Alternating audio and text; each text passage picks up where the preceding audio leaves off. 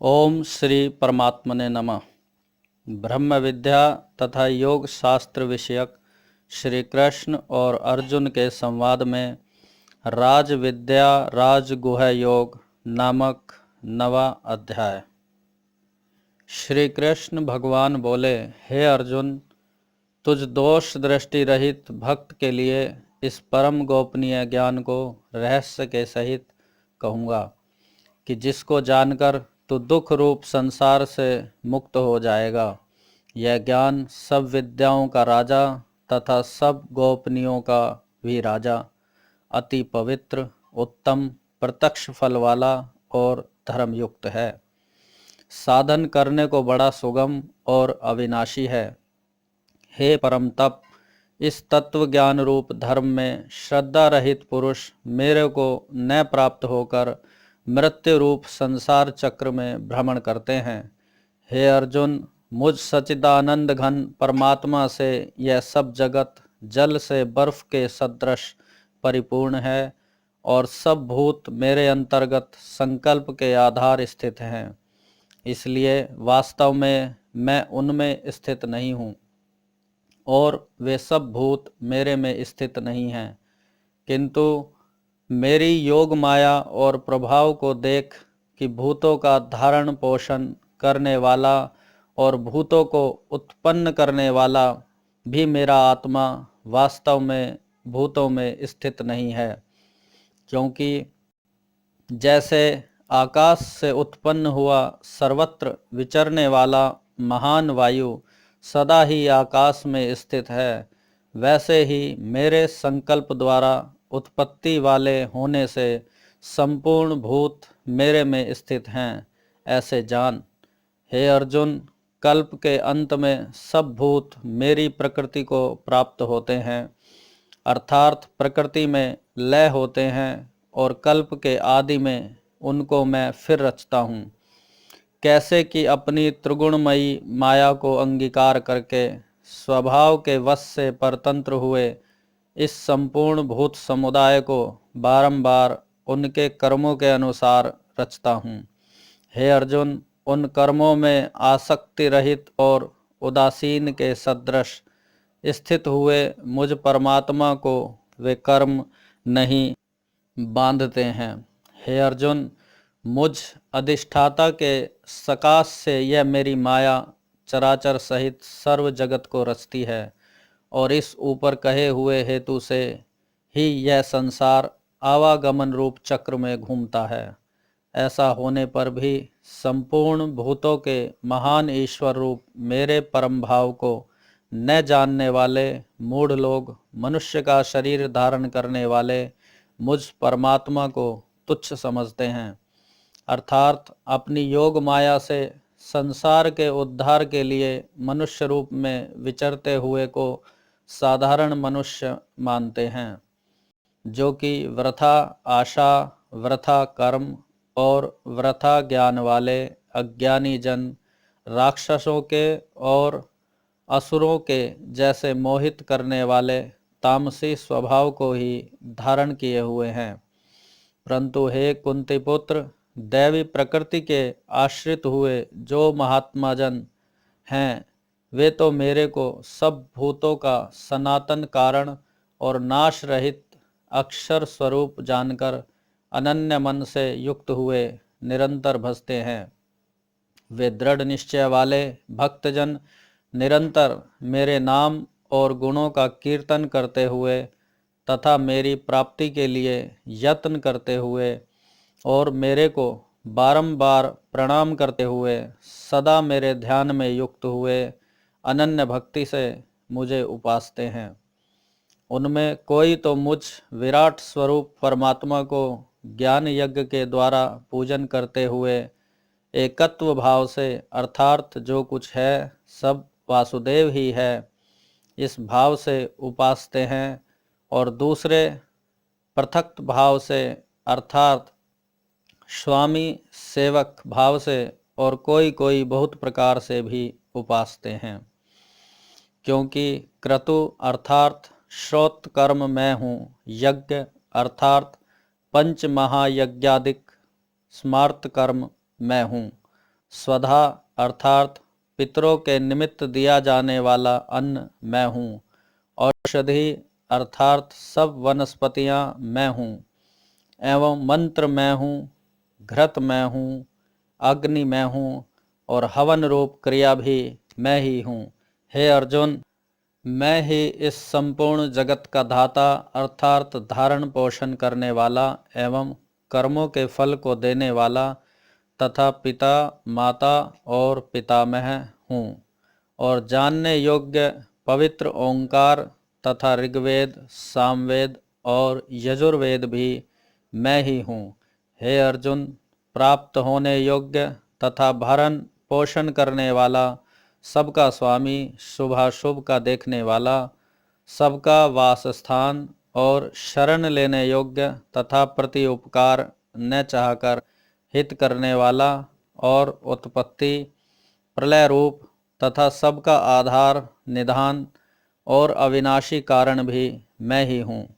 मैं ही सूर्य रूप हुआ तपता हूँ तथा वर्षा को आकर्षण करता हूँ और वर्षाता हूँ। और हे अर्जुन, मैं ही अमृत और मृत्यु एवं सत और असत सब कुछ मैं ही हूँ। परंतु जो तीनों वेदों में विधान किए हुए सकाम कर्मों को करने वाले और सोम रस को पीने वाले एवं पापों से पवित्र हुए पुरुष मेरे को यज्ञों के द्वारा पूजकर स्वर्ग की प्राप्ति को चाहते हैं, वे पुरुष अपने पुण्यों के फल रूप इंद्रलोक को प्राप्त होकर स्वर्ग में दिव्य देवताओं के भोगों को भोगते हैं। वे उस विशाल स्वर्गलोक को भोगकर पुण्य क्षीण होने पर मृत्युलोक को प्राप्त होते हैं। इस प्रकार स्वर्ग के साधन रूप तीनों वेदों में कहे हुए सकाम कर्म के शरण हुए और भोगों की कामना वाले पुरुष बारंबार जाने आने को प्राप्त होते हैं, अर्थात पुण्य के प्रभाव से स्वर्ग में जाते हैं और पुण्य क्षीण होने से मृत्युलोक में आते हैं। जो अनन्य भाव से मेरे में स्थित हुए भक्तजन मुझ परमेश्वर को निरंतर चिंतन करते हुए निष्काम भाव से भजते हैं, उन नित्य एक ही भाव से मेरे में स्थिति वाले पुरुषों का योग क्षेम मैं स्वयं प्राप्त कर देता हूँ। हे अर्जुन, यद्यपि श्रद्धा से युक्त हुए जो सकामी भक्त दूसरे देवताओं को पूजते हैं, वे भी मेरे को ही पूजते हैं, किंतु उनका वह पूजना अवधि पूर्वक है, अर्थात अज्ञान पूर्वक है, क्योंकि संपूर्ण यज्ञों का भोक्ता और स्वामी भी मैं ही हूँ। परंतु वे मुझ अधियज्ञ स्वरूप परमेश्वर को तत्व से नहीं जानते हैं, इसी से गिरते हैं, अर्थात पुनर्जन्म को प्राप्त होते हैं। कारण यह नियम है कि देवताओं को पूजने वाले देवताओं को प्राप्त होते हैं, पितरों को पूजने वाले पितरों को प्राप्त होते हैं, भूतों को पूजने वाले भूतों को प्राप्त होते हैं और मेरे भक्त मेरे को ही प्राप्त होते हैं। इसलिए मेरे भक्तों का पुनर्जन्म नहीं होता। हे अर्जुन, मेरे पूजन में यह सुगमता भी है कि पत्र, पुष्प, फल, जल इत्यादि जो कोई भक्त मेरे लिए प्रेम से अर्पण करता है, उस शुद्ध बुद्धि निष्काम प्रेमी भक्त का प्रेम पूर्वक अर्पण किया हुआ वह पत्र पुष्पादिक मैं सगुण रूप से प्रकट होकर प्रीति सहित खाता हूँ। इसलिए हे अर्जुन, तू जो कुछ कर्म करता है, जो कुछ खाता है, जो कुछ हवन करता है, जो कुछ दान करता है, जो कुछ स्वधर्म आचरण स्वरूप तप करता है, वह सब मेरे अर्पण कर। इस प्रकार कर्मों को मेरे अर्पण करने पर संन्यास योग से युक्त हुए मन वाला तो शुभाशुभ फल रूप कर्म बंधन से मुक्त हो जाएगा और उनसे मुक्त हुआ मेरे को ही प्राप्त होवेगा। यद्यपि मैं सब भूतों में समभाव से व्यापक हूँ, न कोई मेरा अप्रिय है और न प्रिय, परंतु जो भक्त मेरे को प्रेम से भजते हैं वे मेरे में और मैं भी उनमें प्रत्यक्ष प्रकट हूँ। मेरी भक्ति का और भी प्रभाव सुन। यदि कोई अतिशय दुराचारी भी अनन्य भाव से मेरा भक्त हुआ मेरे को निरंतर भजता है, वह साधु ही मानने योग्य है, क्योंकि वह यथार्थ निश्चय वाला है, अर्थात उसने भली प्रकार निश्चय कर लिया है कि परमेश्वर के भजन के समान अन्य कुछ भी नहीं है। इसलिए वह शीघ्र ही धर्मात्मा हो जाता है और सदा रहने वाली परम शांति को प्राप्त होता है। हे अर्जुन, तो निश्चय पूर्वक सत्य जान कि मेरा भक्त नष्ट नहीं होता, क्योंकि हे अर्जुन, स्त्री, वैश्य और शूद्रादिक तथा पाप योनि वाले भी जो कोई होवें, वे भी मेरे शरण होकर तो परम गति को ही प्राप्त होते हैं। फिर क्या कहना है कि पुण्यशील ब्राह्मण जन तथा राज ऋषि भक्तजन परम गति को प्राप्त होते हैं। इसलिए तो सुख रहित और क्षण भंगुर इस मनुष्य शरीर को प्राप्त होकर निरंतर मेरा ही भजन कर, अर्थात मनुष्य शरीर बड़ा दुर्लभ है, परंतु है नाशवान और सुख रहित। इसलिए काल का भरोसा न करके तथा ज्ञान से सुख रूप भासने वाले विषय भोगों में न फंसकर निरंतर मेरा ही भजन कर, केवल मुझ सचिदानंद घन वासुदेव परमात्मा में ही अनन्य प्रेम से नित्य निरंतर अचल मन वाला हो और मुझ परमेश्वर को ही श्रद्धा प्रेम सहित निष्काम भाव से नाम गुण और प्रभाव के श्रवण कीर्तन मनन और पठन पाठन द्वारा निरंतर भजने वाला हो तथा मुझ शंख चक्र गदा पद्म और